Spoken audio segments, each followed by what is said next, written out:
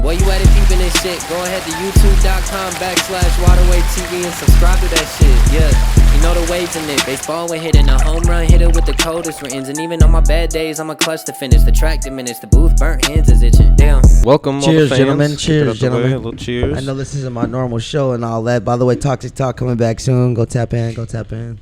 Hey, this wouldn't be a thing if it wasn't for Tezzy, man. Tezzy put this shit together for Hey, man, the glue for real. You know what I'm saying? Mm-hmm. Yeah. I mean, the On Our Own Water Wave connection came through Tezzy Bands. Hey, On Our Own Wave. New collab coming soon. I'm actually really excited for that. You want to tell them a little bit about the idea? We got a lot to dive into. Should we start with that, or should we? We can start with that. Yeah, I guess. Yeah. So before we get too deep into learning about Jordan and On Our Own and everything, we do have a collab coming soon, which is why you should continue to keep listening after we explain it, so you know why it's cool. So so pretty much both of our brands kind of share similar values. All right, my bad. Just turn your mic off while you adjust it. All right. Yeah, so pretty much our brand shares similar values, and the fact that we're both independent record labels that are both from Minneapolis. But not even just that, we're also all trying to bring the city together. And I feel like the best way to do that was make a collaboration for On Our Own and Waterwave, and we're gonna call it On Our Own Wave. On Our Own Wave. So look out for the merch. Coming out pretty soon. Hopefully coming out this month or next month, and we're also gonna come out with a mixtape to go with it. Mixtape, merch, all that. Yeah. On Our Own Wave, whole package. Coming in March. Hopefully end of March or end of March, early April, as long just in time for spring. As soon as we get everything ready, basically. But it shouldn't take too long. But yeah, a little spring drop. Yeah. That'd be so fire, bro. Some merch, especially because both of you guys got really good logos and just good brands overall. Yeah, like two big brands kind of coming together. Really can't do no wrong with that. Yeah. Super excited for that. So what else is new? What else? I know we got a show, a pop-up coming up on the 4th here. Yeah. By the time this drops, those will probably have passed, I assume, unless our editor goes crazy the next couple days and we drop it like right before the show. But March 4th, pop-up shop during the day with On Our Own and a lot of other dope brands. Yeah, actually, let me pull up the thing right here so you can read them off. Put the flyer on the screen. So there's let me see real quick.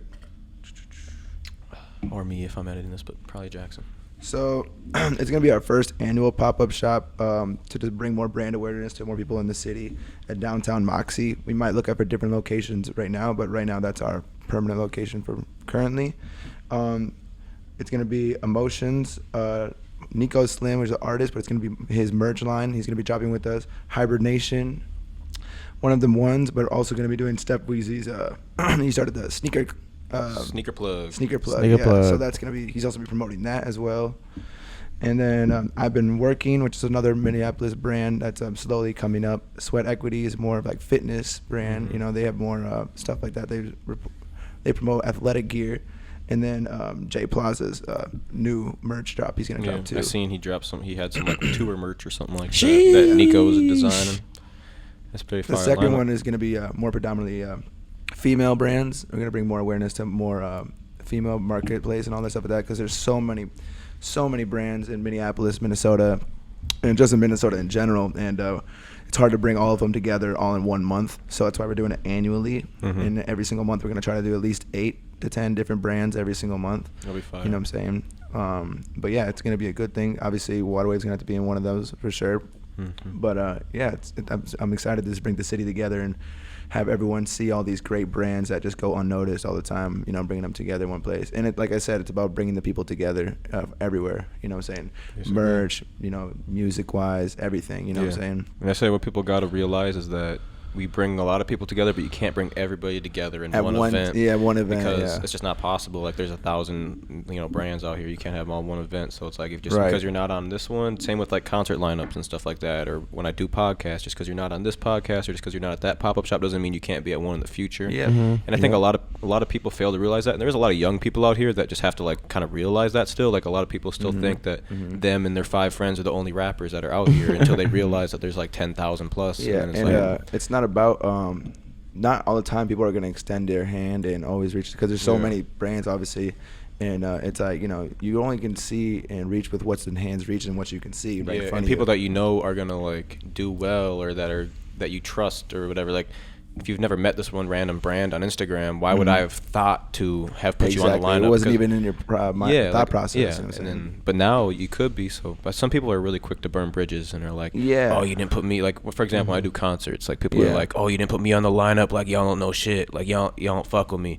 Like, well, like, I've never seen you perform live. I've never even met you in person. Like, how would I even, like, think to be like, yo, like, like, I need you on my show, like, you know. But like in the future, like if you would say it like in a nice way, like, it's communication skills, and with anything in business, you have to build a relationship, you know, and that's with anything. Music is a business, you know, marketing, all that stuff, whatever it is, you have to build relationships in order to grow with somebody.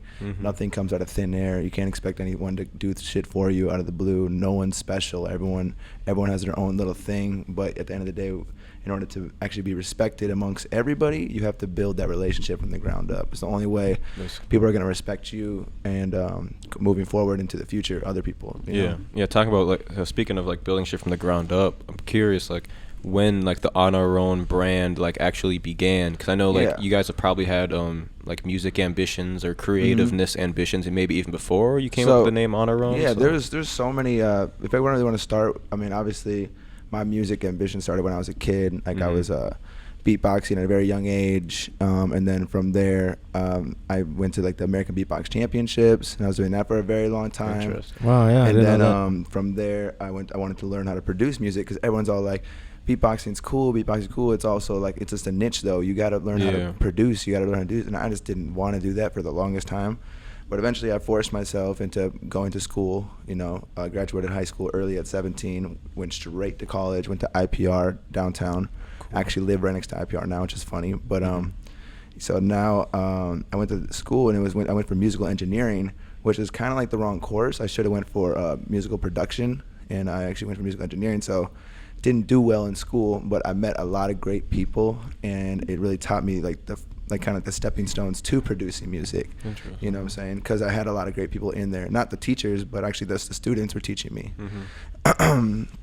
But from there, my friends always loved music. A lot of my friends were always rappers. I used to beatbox at parties all the time, so all my friends would rap. Maybe before we get too far, what was the beatboxing competitions like? I've never even seen that. So I actually there's actually a small Minneapolis beatbox scene, and I was really big into that. I used to have a YouTube channel for I forget what it was. I think it's Monte Music Beatbox or whatever it was, is what I went by. And I used to every week I'd bring like different artists on there, or different beatboxers, and I'd have them beatbox doing like a shout out, and we would like give each other shout outs on our channels and stuff like that. I went to LA and did that stuff. There's this one dude out here.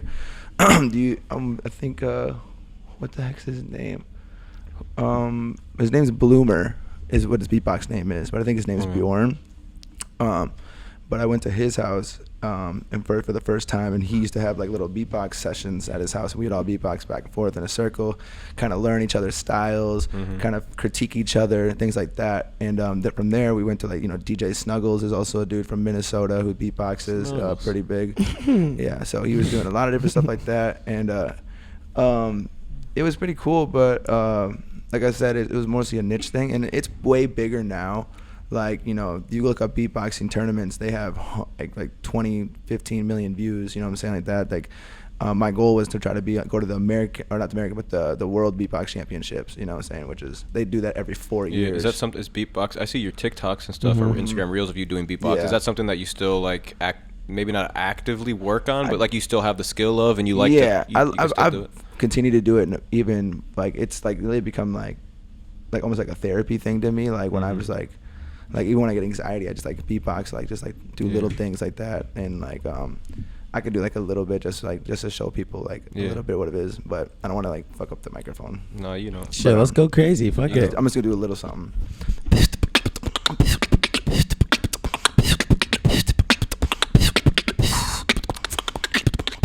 All right, there you go. That's some ASMR right there for me.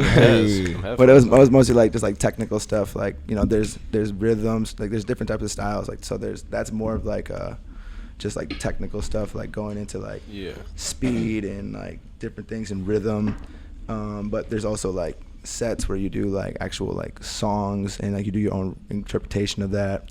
I've seen people beatbox like dubstep type shit. Yeah, dude, that type like of stuff crazy. like that. That's like kind of where I got into it. And then from there, like I said, went and got really good at it for a long time, and then went to the American Beatbox Championships. Got to the wild round. And didn't make the top 8, unfortunately. But I think I was like 10th or 9th in the preliminaries. And this is high school or right outside of high school? I was like 17. Okay, so like right when you were graduating high school. Why don't you? I had a question. Why don't you talk a little bit about the difference between music production and music engineering for the people who like don't know? Because I don't know. Because if we're staying on the timeline, you just graduated high school right now or graduating high school, going into IPR or learning musical I went to engineering. IPR and. Musical engineering is, for everyone that doesn't know, is pretty much the art of being an engineer. You know, engineering is pretty much the guy that sits behind the computer, and he's like kind of the guy doing the stitch work. He makes your vocals sound good on top of the beat. So you have a beat, you record the beat. The producer's job is to make the beat. The engineer's job is to stitch the beat in, or stitch the vocals into the beat, pretty much to make it sound sonically good all the way around. Then you have the person that masters it, who makes it sound good on all different platforms, pretty much, like from your phone to the car to everything. That's what mastering is. Cool. So I like that analogy, stitching the vocals into the beat, not just putting it on top. Compared to like big producers or engineers, I'm not sure what people are technically going by. Like someone like give me a producer like Wheezy? So you know who Jimmy Iovine is? Yeah. Jimmy Iovine started as an engineer for who was it? I don't want to say the Beatles, but it was like someone in that caliber, like really old school legends like that. And then one day, like I think the producer wasn't there, and this is way back before producers were actually like, you know, making beats from like out of nothing damn near, because like now you can just find loops and like flip loops and add like a drum pattern, and then there you go, you got a beat.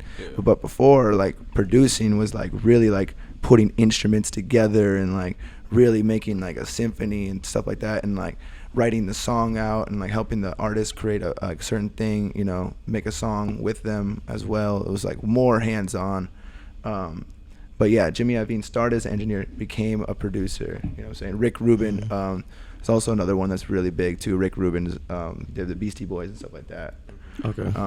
But yeah, so he started as engineers, went into being a producer, you know what I'm saying? So do those guys, the guys that we think of when we think about that, like engineer, producer, like Mike Dean is actually one of the coldest. Mike Dean, Mike Dean's on all of Kanye West shit. Mike Dean's on all of 40, for instance. 40 is a producer, but he's also one of the coldest engineers alive. That's why Drake sounds so good, because 40 can make Drake's vocals sound amazing. Mm-hmm. You know what I'm so saying? Those guys, do they all go to school, or is that a typical thing to do, or do some people? People, it starts with the passion first. You know, you have to want to do it. School's not for everybody. I know a lot of people who are self-taught. Self-taught, you know what I'm saying? I'm not sure if I can speak for like Murder Beats or like, you know, Mike Zombie or certain people like that who are producers, but I know a lot of different people, or even Metro Boomin, like I'm pretty sure some of these people just didn't go to school. Now someone like J. Cole went to school. You know what I'm saying? I'm not sure if he went to school for music, but I know he went to school and actually learned it. It's kind of like the real world besides music. Like some people go to school to learn how to run a business or to get a nice job, and some people just network their way into getting into self-teach themselves to either start a business or get a good job. It starts with the passion, though. You know, you got to want to do it. Like I didn't do well in school. I ended up not even graduating. I dropped out after the second year because it was so challenging, and I didn't know any of the things. I was passing by with D's, and at IPR, are you doing like normal classes as well, or is it strict, just like all music? Super. Well, no, you have music theory, and then there's ones where like you have like math and geometry and like economics. No, or like, not depending on. not I guess if you're not a business major, you may not. Not take really like like that, but they do have music business. They have one where it's like. What the heck is like music literature and stuff like that, and but it's just basically straight music-based classes. They're not making you take music like theory. Yeah, like core classes. Yeah. One of the things that really pissed me off was they tried to make us make beats on Pro Tools, and I had no idea how to make a beat at all. even on GarageBand, you could put GarageBand in front of me, I wouldn't know how to make a beat. And if you know anything about music production, making beats on Pro Tools is probably one of the hardest things to do. Even now, like I probably still couldn't do it. And I actually been recording music for about 10 years now. About to be 27. I'm 26 now. So it's it was really challenging for me in that class. I didn't do really well at all because I couldn't do the work, and that was like one of the reasons why I flunked, was because of that one class. You know what I'm saying? And but also if I would have went through because the thing was, it was for musical engineering. So musical engineering, you already have a pretense of what music production is because you've already done it a little bit. Me, I had zero experience. So if I would have went for musical production, it probably would have been different, because then I would have been able to learn a little bit more of the baby steps before just jumping into like the higher end shit. You know what I'm saying? Yeah. But it was a good learning thing. I don't regret anything. It honestly taught me a lot of stuff, and it taught me to go learn a lot of things on my own. Yeah. You know what I'm saying? I went to go on YouTube and learn a lot of things. I met a lot of people that were producing homies and DJs. They taught me shit too, and it brought me to where I'm at now. So. Do you think that had maybe a little inspiration on how you came up with the name for your brand, On Our Own? Actually, shout outs to one of my friends, Beans, is Chris Graham. He's actually Drake's cousin. He actually came up with the name. We were all thinking of names. First, we were already thinking about coming up together with the label name, right? And he's my friend Logan's my best friend since second grade. And what, I guess, like how old or like what year is the sit down name idea like coming around? Fresh 21, maybe 22. Okay. So it's about like going on 5 years now. So like a couple years after you got out of IPR. Yeah. So it was like right after like IPR, like, you know what I'm saying? I still wanted to do music, you know, I wanted to create something. My friends all do music, you know, Andre Seamers was a part of the group at one point. He decided to do the solo route, which is good for him. I'm proud of him for doing his thing. Yeah, we were all together doing our thing, and we wanted to make something together, but we wanted to put a name on it. We just didn't know. We brainstormed a lot of different ideas. He came up with the idea, and we had a meeting we had a bunch of different names listed out, and we were like, what do we think about On Our Own? We all sat on it for a day, thought about it, came back together, and we were like, is this gonna be the name? And we were like, pretty much, yeah. We all decided like this it resonates with what we're trying to do.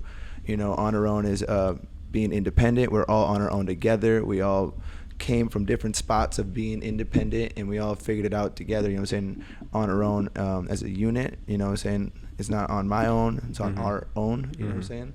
So we like the mission statement for that, and we wanted to spread that because I feel like a lot of people can resonate with it. And then we also thought about it also even deeper, like On Our Own doesn't just mean music. On Our Own means independent people, like, you know, who are like orphans or homeless people or single mothers, like, you know what I'm saying. On Our Own means any person that just has to figure out a message of just being independent and coming from some place where you have to figure it out by yourself, you know what I'm saying. It's a very good mission statement. So like you mentioned Andre, and I know Loki, who's a part of it now, and I know a few other members, but were you guys like friends like during high school, or how did you guys meet? Funny thing with Andre and Logan, they actually were there were some people like talking about who's the best in Prior Lake, who's the best in Burnsville. Burnsville at the time was Andre Seamers. He used to like go and do like used to like rap all the time in Burnsville, and he used to say he was the best. And like Logan had like a rap battle one time where it was like way back in the day when we were freaking kids.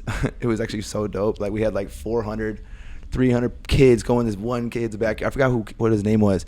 Which Logan was here to explain it, but we all showed up, and they had like a rap battle, and Logan won the rap battle. It was so funny. It was awesome. Wait, Logan and Andre, or no? No. Okay. So that battle got hype, right?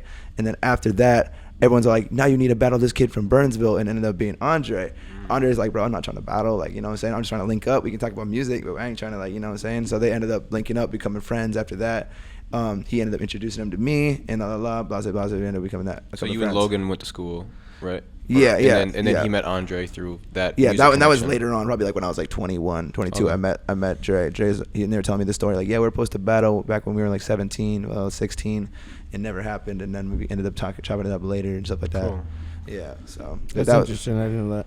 Yeah. Yep, and that's how we pretty much became friends. And like I said, I treated, you know, like Andre like my brother just as much as Logan, just because that's my, you know, they had the same bond, and we were all working on music together. So it was just like, instantly clicked. You know what I'm saying? I fucked with his work ethic at the time. We were just always just pushing the narrative, trying to make music, all this shit. Even though I wasn't the best engineer, I wasn't the best producer, I'm a lot better than I was then. But we still just try to make shit happen out of nothing. You know what I'm saying? Yeah, and I say you definitely came a long way. I think like a big part of your guys' brand is like traveling and getting like out and going to different clubs in different cities and shooting videos in different states. Yeah, we're very tapped in LA. Mostly, we actually all got a house in LA.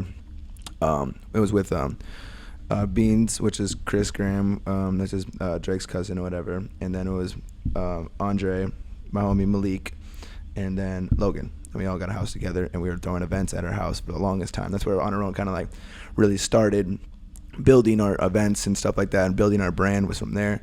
We did like Made in Tokyo's listening party. We had like a T.I. video shoot there at our house. We also did Sway Lee's brother's birthday there. We had a bunch of different events there, you know what I'm saying? And it was a good time. We got tapped in with a lot of different people, and but it was such a fast pace at the time, and we weren't focused too much on the music, and we were just focused on just like the events part, and that kind of took away from the music, you know what I'm saying?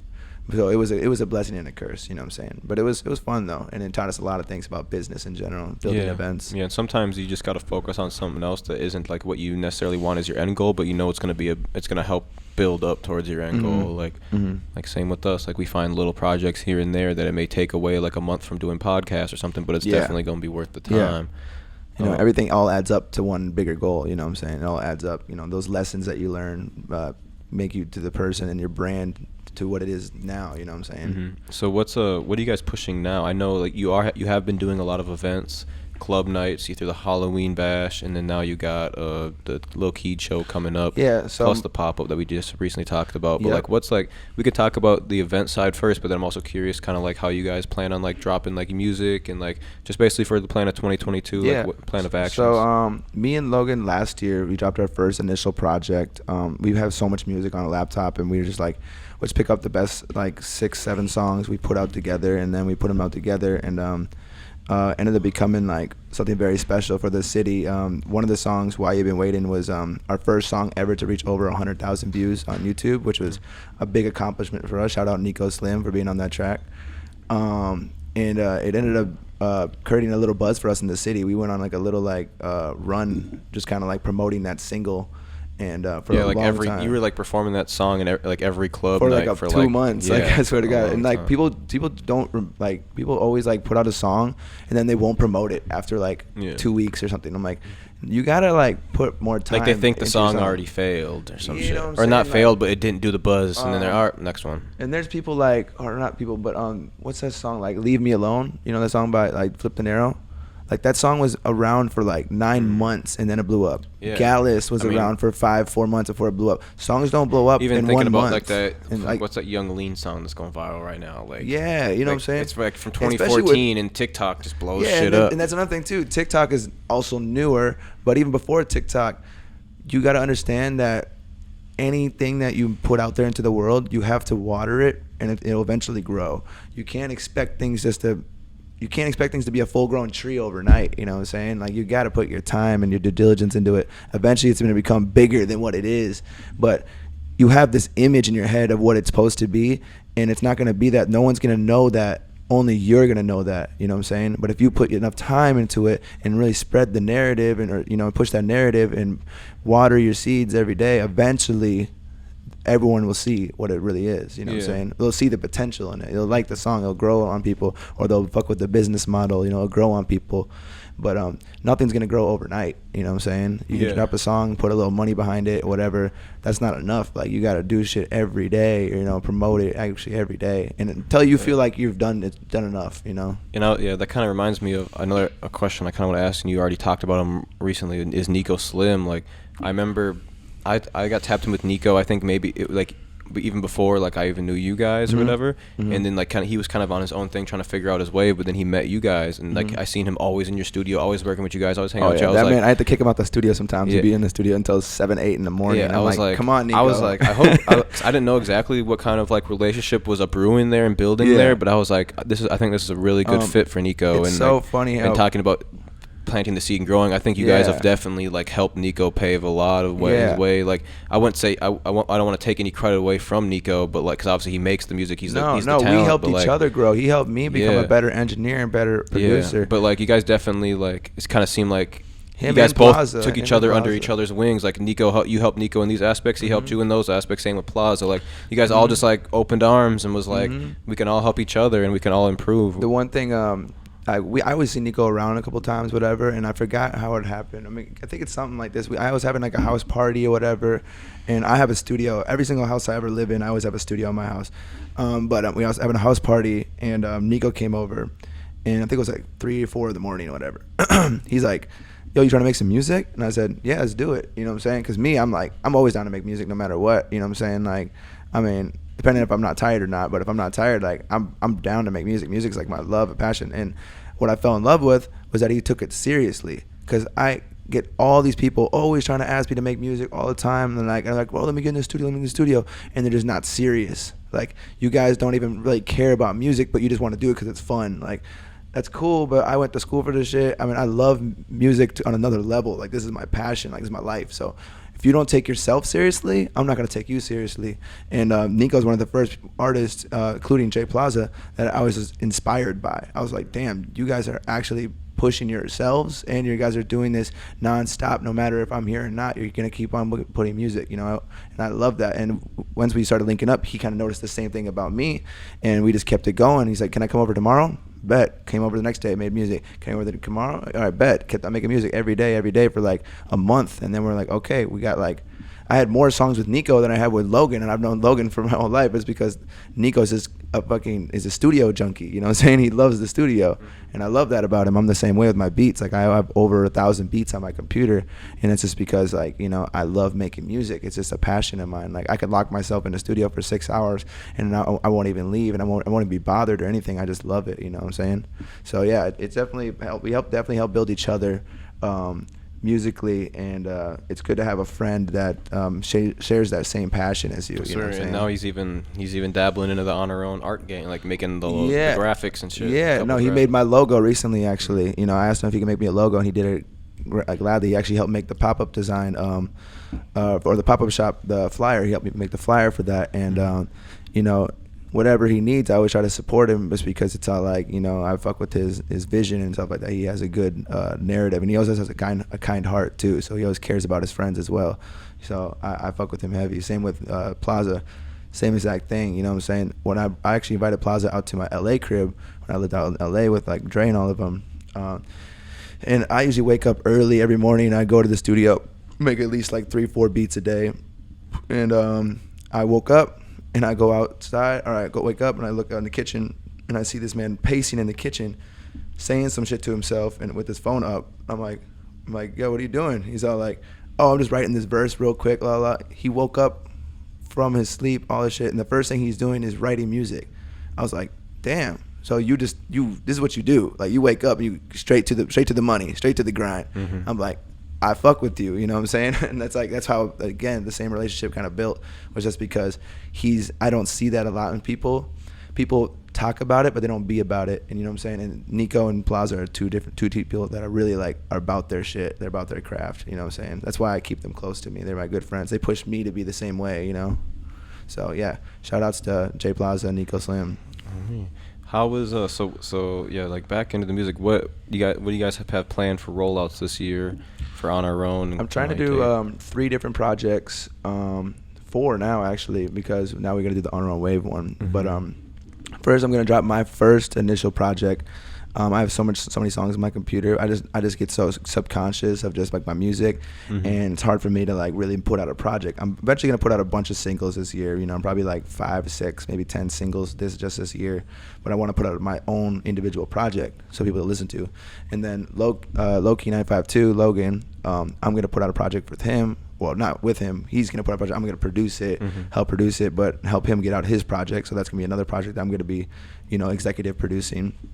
And then on top of that, I want to do a project, what I'm going to do, called Kenwood, where it's going to be like everyone in the city kind of like put together, because Kenwood was a house that I had that everyone was kind of like would meet up at, and that's where we kind of all like kind of built those relationships, was at that house. That was the one that was by the sculpture garden? Yeah, exactly. Yep.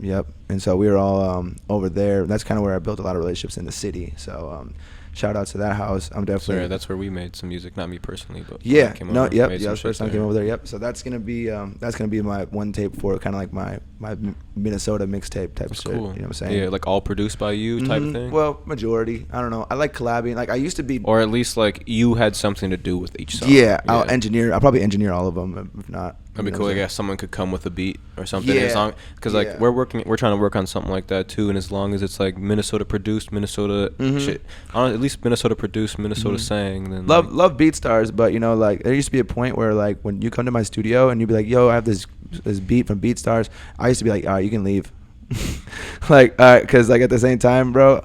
If you want to work with me, you're going to work with what I got, not with what you just found on the internet. Yeah, you know what I'm saying? Like, especially if you're open. I'd rather make a beat with you. Yeah, like, especially if you're open to that, artists should really want that. You know what I'm saying? Like, and I, don't get me wrong, I'm way more open about it now. Like, now I don't mind BeatStars beats. I don't care. But before, I used to be like, nah, we have to make it together. Like, we have to do it. It just felt more organic that way. It felt more genuine. Like, yeah, and now I've been seeing you amping up your posting on like the IG Reels, TikTok type stuff, and you also Twitch stream and stuff. Like, is there like another alley to like your music career that you try to like basically monetize now? Right. One thing I like about streaming is that it gives me a chance to talk to my audience. It gives me a chance to become more open and kind of like show a different side to me, like that I never usually show other than just like pictures on social media and stuff like that.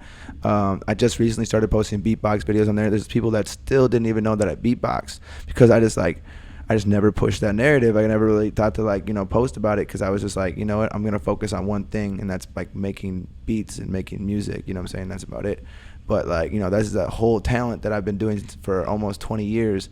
I might as well like start promoting that too. And I see some of those videos like not when I go viral, but they got like thousands and thousands of views just like off of that, no promotion, just because it was a cool video. And the more consistent you stay with that, the more people are gonna look for the next one or follow you because they know you keep making it. And Instagram Reels, I love the algorithm for Instagram Reels. It's way better than just posting a regular video or anything like that. And same with TikTok too. Ours do way better numbers on the Reels. Yeah, I try to do as many Reels as possible now, and even with On Our Own Instagram, I try to do that same as well. You know what I'm saying? Just kind of spam post it, really. Yeah, you know what I'm saying? It's gotta stay consistent. Just gotta stay consistent. People will follow you. People will come along for sure. Bunch of wise words from a CEO himself. Is there anything you'd like to add before we finish out? No, I would probably honestly just want to say appreciate you bringing me on, and then look out for all of the little events that we have. We have the Little Keed show April 2nd.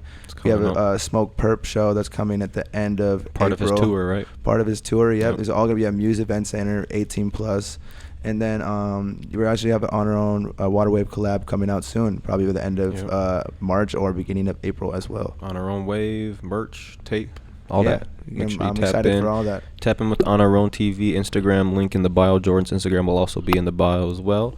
You know where we're at, 1521 Como Avenue Southeast, where you can shop vintage shoes and much more. We got the podcast, we got the studio, book your sessions. Thank you, my guy, for coming in. We just had a good weekend for Logan's birthday. Yep, celebrating. Shit was fun. But yeah, until next time, go watch his Toxic Talk episode. Him and Logan were both in that. So go watch that. Go watch that. That'll be the video you see right after this when it's the outro. So click on that one right after this. Appreciate you guys. Thank you so much.